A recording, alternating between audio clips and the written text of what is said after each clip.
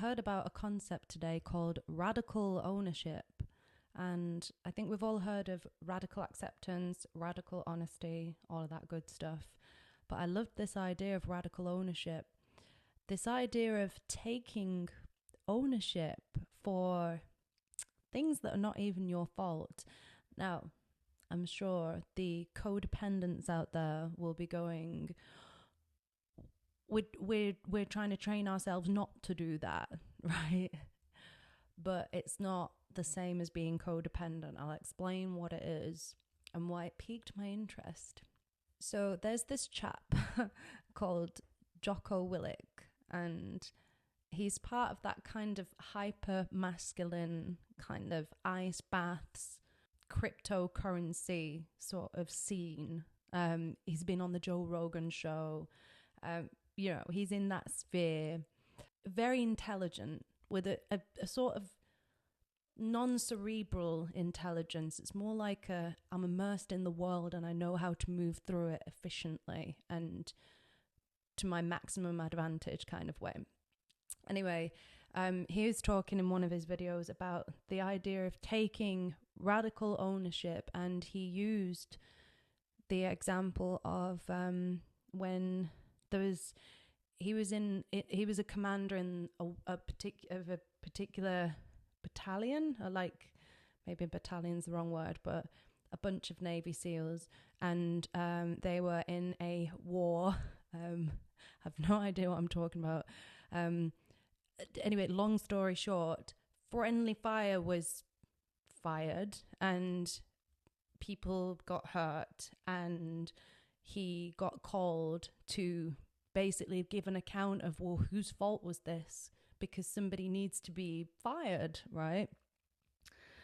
And he said that he basically just took ownership, even though it wasn't his fault, technically speaking. He realized that he saw himself as the commander, as the leader. So he realized that everything was his fault. But then he kind of extrapolated that idea into ways that we could use that in our everyday life. And it reminded me of the inventory step in AA. And I remember somebody saying to me, if you want to recover, you need to be willing to make amends with people who have done more wrong to you than you've done to them. And that's quite a radical idea. In AA, they talk about seeing your part, as somebody who's recovering, there's always something that you've done wrong, right? I kind of went through life thinking, all right, well, this is what I did. I keep my side of the street clean, That's what we do in recovery, right? And, they're responsible for their side of the street, and we don't mix the two things up. But it really interested me, the idea of, actually, you can take ownership over it, over the whole thing, as if you're the commander. And he said, he talked about this idea of delegation of command. So you have one commander. You can't all be the leaders, right? But similarly, you're not going to be the only person in a leadership role. If you're a commander, you're going to delegate leadership to other people as well. People who can do the job well, right? But when we don't take ownership of things, we're kind of delegating leadership to the weakest people, to the people who wronged us. So let me give you an example. So he was chatting to this teacher, and the teacher said, well, how do I take radical ownership of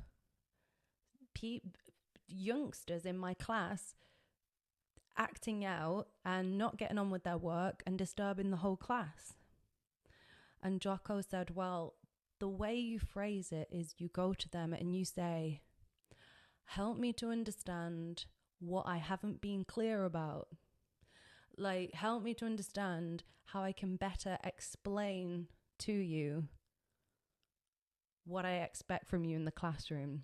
It was about putting the accountability onto the teacher, but being collaborative at the same time. So it really got me thinking of situations in my life where I've kind of checked out from some of them, where I've had conflict with people.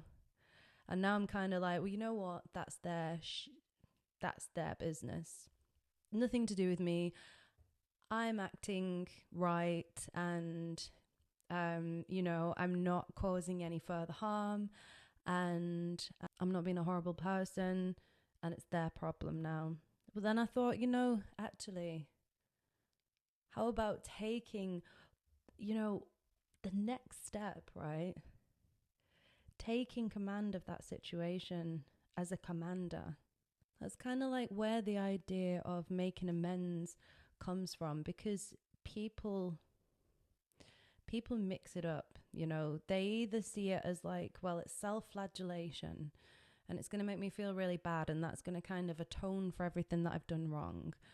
Or it's like, I'm going to go and grovel, or, I'm not going to make amends to this person because they were the one who was in the wrong.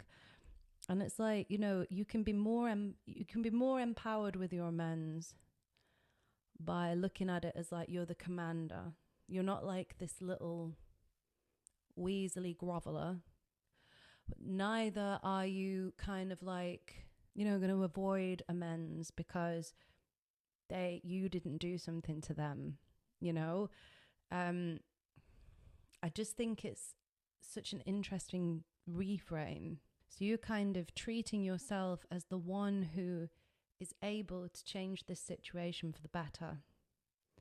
And it's not about your ego, and it's not about, well, I'm not being a doormat. I'm not admitting to things that I haven't done, or taking the blame, copping the blame for things that I haven't done. That's not a commander attitude. A commander attitude is fearless and taking it on the chin. It's like, well, if this is my fault, whatever. It's not about that. We just need to improve the situation. It's not about winners. Somebody needs to take charge of rectifying this situation. So I'm going to step up to the plate. I think framing amends like that, but just doing that in your everyday life, just taking ownership, not copping the blame, but taking ownership and putting yourself in charge of certain situations, or saying to people, how can I help you in this situation? I just found it very empowering and very interesting. Let me know what you think.